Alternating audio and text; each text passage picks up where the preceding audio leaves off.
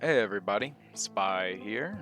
Welcome back to another episode with the Templar. Now, I said we would be doing WoW next time, but right now we're going to be focusing down on this character. What are we doing today? What are we doing today? Well, right now we're logging in, but we're going to be jumping into our poisons versus enchantments idea here. And today we're just going to be focusing a lot on poisons. Now I might touch on enchantments in either a later video or later on in this video. We have not determined yet what we plan to do exactly. Um, but we're just going to go ahead. We're going to jump right in. We're going to do poisons today. Yeah, and I think it's worth a conversation about poisons because there are some crazy things going on in the world of poisons, and the power that they can give you. You know, there's a lot of power in poisons. A lot of the power comes in PvP, but I'm sure some builds probably can take advantage of them in raids as well. So let's go ahead and we're gonna jump right in. Here we are. We're on the Templar, standing in our giant fucking mansion. By the way, we have redecorated. I told you guys in the last video that we would be redecorating, and we went ahead and just threw some things together. Make it more homely. You never know when you're gonna need, your crafting bag right next to you. Got some nice statues out here, and look at that. Just isn't that beautiful?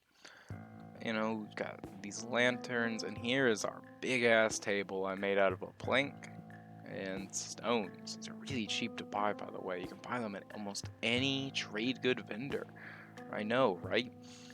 And I bought this too. I really like the look of that. And I also bought the Dark Elf one because we are Ebonheart packed, man. Ebonheart packed to the maximum.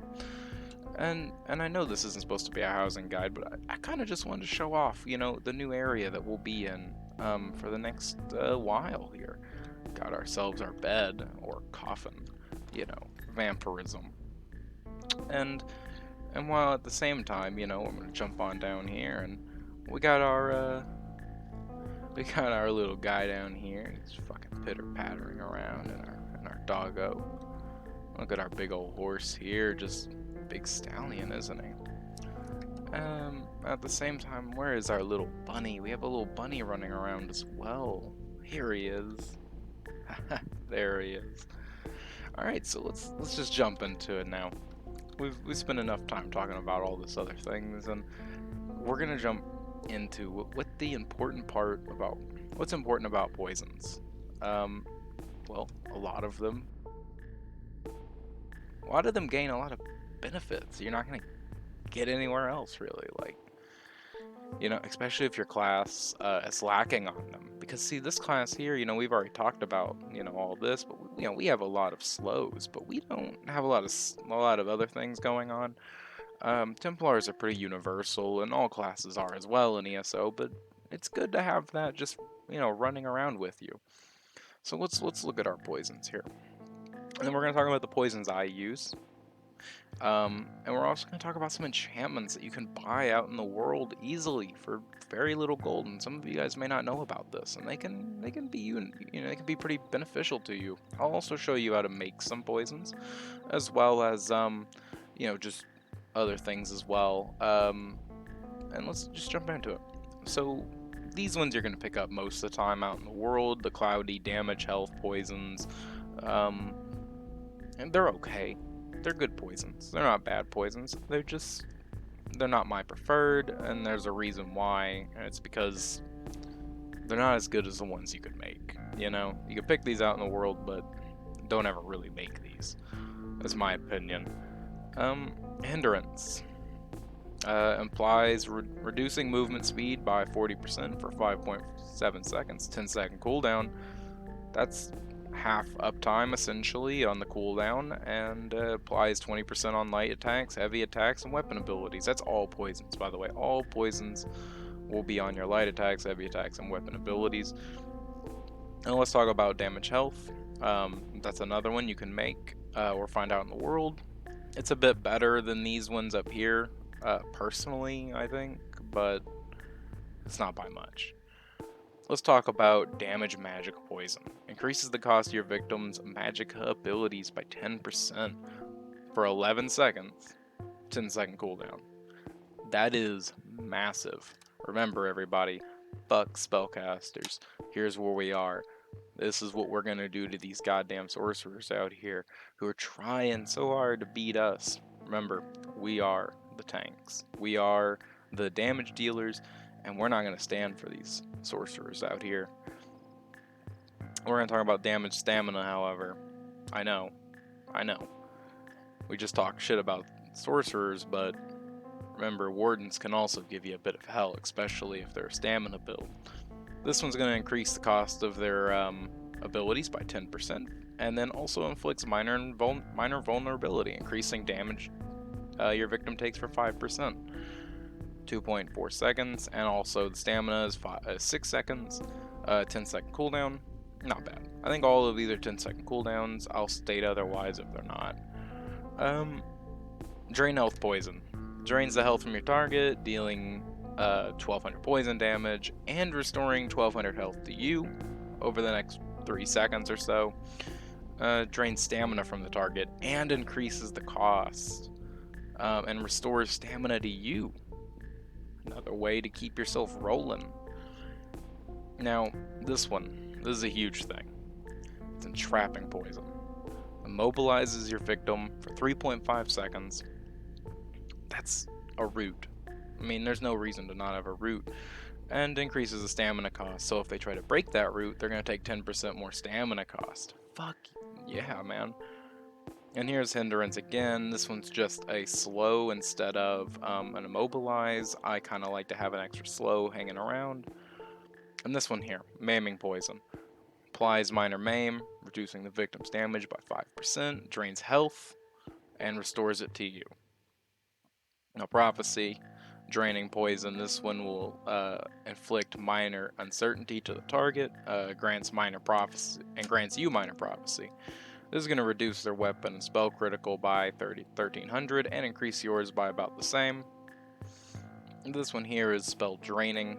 This one will apply minor cowardice and reduces the weapon and spell damage by 210, increasing your spell power by 10%, and reduces the spell resistance of them as well. Sorcery draining. Minor cowardice again, reducing the weapon and spell damage, and gives you 10% weapon and spell damage. Here's ward draining.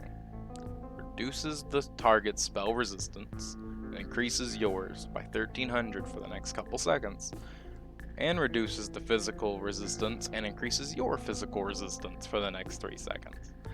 That is how you take on some tanky builds, guys. That right there. That will help you maintain all of that. Now quickly, we're going to run down some enchantments here. I'm going to show you guys where you can buy enchantments, as well as some just universal goods that will be good for you while leveling up, as well as just generally helping out with the build. I always prefer to run poisons, even in PvE situations. I really like the effects that are given to you by them. So let's jump up on our mount right here, and we're going to run over here. Now, you can go to any major city to go to these places, but the one I prefer to go to is always Vivec. Vivec City, it's one of my favorite cities. Now, I'm just going to go ahead and be quiet. We're going to let it load.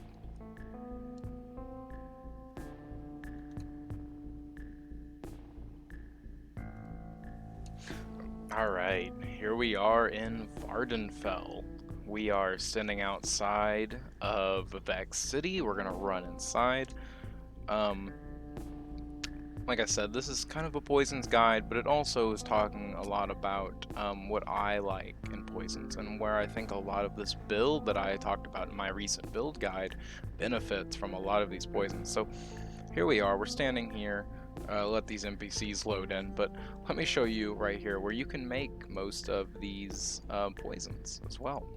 So you can see I have a few of these, flowers picked already. And let's talk about real quick how to make these poisons, because this isn't an alchemy guide, but this is part of what happens whenever you want to have a good alchemy setup. Is you want to level it up. You want to get up to level 50, and you want to be able to make these CP champion point level alchemy poisons. So we're going to be using Alkalist, and let's say we want to make some poisons. So what kind of poisons are we going to make here? Well, this one has vulnerability, right? And let's say you can see down here these have all of what we need. So let's try to see if we can find another with vulnerability.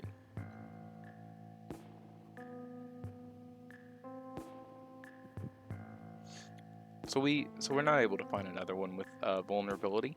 Let's go ahead and pick something else though. Let's go Imstool. Why Imstool? Well, it also has Maim and it has that as well, and Ravage Stamina. So if we combine these two together, since this one here has Ravage Stamina and this one does as well, we can go ahead and get ourselves a reduced stamina cost by 10% of stamina. Now, let's say we want to add something to it. Well, we could add anything to it. Now, we have an extra slot down here. So let's see what happens when we add something like the Mudcrab Chitin. Reduces your target's physical resistance by 3,200, increases yours by 3,200. Now, this is where poisons become very powerful, and it's also where you dilute them. See this one right here, it went down from what was, see if you let me click this one out, it used to be at 10% for 10 seconds, but now it's only 6.4 seconds. So you're going to dilute the main effect. However, you can get as many bonuses as you want from them. Nermina's Rod is another one that you can add to most things. Let's talk about this. Ravage Health. We're just gonna show you Nirnroot and a Nightshade. There you go. There's your poison effect. But now if we add something like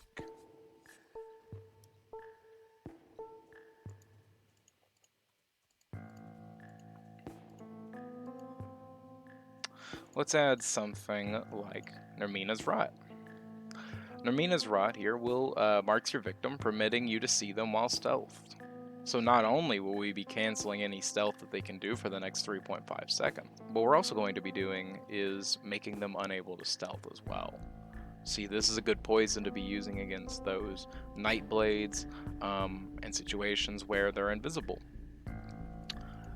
And let's talk about potions. Now, I make my own potions, as I've always stated, but let's go ahead and we're going to be using Lorcan's Tears.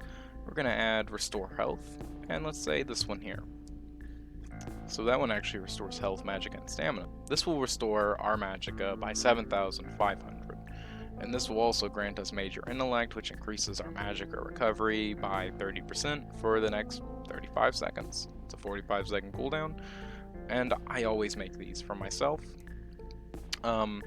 If you wanted to add something to it, I would recommend adding something along the lines of Lady Smock to increase your spell damage by 20% as well. And this way, not only whenever you use your potion to regen your magicka, you'll also be using it to boost your damage. And look at that. 4 of them right there. That's 4 uses of a very, very powerful thing. And here...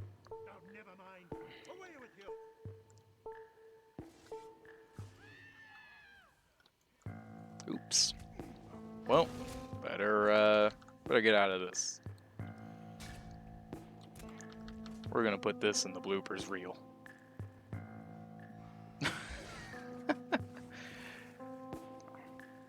That one's all me, guys. That was all me. I can't believe I just smacked that dude right in the face when I was meaning to talk to him, and trying to swap bars, and instead of swapping bars, I just stabbed him with my spear. God dang. That's horrible. That's horrible. Yeah, just... Jesus Christ. What is wrong with me, everybody? Alright. Now that the bloopers are over. We have our bar active. And let's make sure we're not gonna fuck this up again. I can't keep a straight face now. Fuck.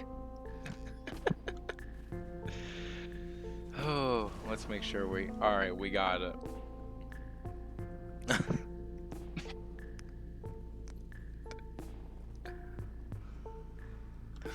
Alright, everybody, we're gonna go ahead and we're gonna talk about enchantments for a couple seconds here. So which enchantments am I running? Well, currently I'm running these. The Great Sword of Soulshine, as I talked about earlier, but I also have Life Drain enchantment. And for my staff, I have the exact same enchantment. Now, here's a place that you can buy some enchantments. I'm a vampire, so I have to do that. But, see, you can see all these things here. And this is for whenever you want to get into enchanting. But let's scroll down for a second. CP 100. CP 150. These are enchantments that you can buy from this guy here in Vardenfell. And it's going to just give you the effect that is baseline. These are not the best enchantments in the game by any means, but if you need an enchantment slot filled, these are the ones that you're going to find, unless you can make them, unless you're able to make the enchantments yourself, or you have someone who makes them for you, or you buy them. This is where I would recommend you go. They're 270 gold. They're not expensive. And you can see they're not expensive because I have tons of gold down here. So just whenever you need one, and you need an enchantment to fill a slot, just go ahead and buy it. Especially when in early leveling, when you can go through and enchant all of your gear. See, I have Magicka, health, and health. Let's talk about enchanting for just a second here. This is the same kind of process here. So we have a couple from our lower characters here, and we have some nicer ones here as well. So you want to we're talking about weapons mostly in this episode. So let's go ahead and we're just going to talk about how to make good enchantments. Now I'm not max level enchanting on this character, but we're going to go ahead and just go with it. This character needs it leveled up anyway. So what you want to do is typically you want to take something like weaken. That's a good one. Or augment. It's another one. And you'll take something along the lines of, let's say, shock. And you can go ahead and add yourself something like that. And there we go. Deals shock damage. Now these are just your, basically your level of how high up these will be. See, because if I go ahead and I take one that's lower, a blue one, the damage will go down. A green one, the damage will go down. And a white one will be the base minimum, which is the same ones that you can buy from this guy here. But we're not like that. We're going to go ahead and I'm going to show you, some other ones. So we can not only make that, but we can also take power, increasing your weapon and spell damage by 103 for 5 seconds. That's sort of like a poison in the way that it works over time, but it's quite worth it. You can also take things like shield. Adds 351 damage to your bash attack. That's a jewelry glyph, however. But we can take anything like disease. Deal disease damage. That's really good against werewolves. Werewolves take a permanent 15% damage increase to disease damage, even when not in werewolf form. So disease is a good one for who you're fighting. Remember, it's all about who and where you're fighting and what things you're doing out in the world and what kind of things will benefit you the best. This has been Spy here. I've went through a rundown of what poisons I use mostly. the potions I use as well.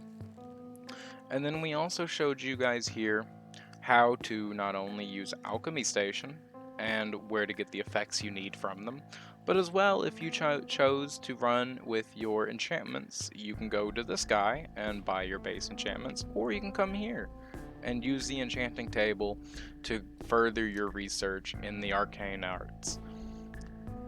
Well, thank you guys for watching. This has been Spy again, signing off, and I will see you guys in the next video. Thank you, everybody. Hit the like button down below. Hit the subscribe button if you feel like we've earned it, and just follow along. We'll be here. Appreciate it. All right, and I will see y'all.